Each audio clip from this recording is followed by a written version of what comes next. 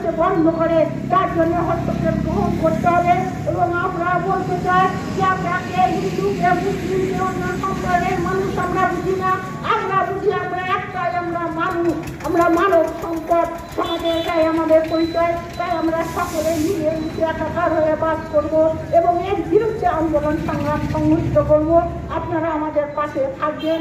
তখন পথে নামতে হচ্ছে আমাদের বামপন্থীদেরকে, আমাদেরকে আরো একবার মানুষকে মনে করিয়ে দিতে হচ্ছে যে আমাদের এই মাটি নজরুল ইসলাম, রবীন্দ্রনাথ ঠাকুরদের মাটি, আমাদের এই মাটি শচীন তেন্ডুলকর আর জাহির খানদের মাটি, এই মাটি কিশোর কুমার আর মোহাম্মদ রফির মাটি।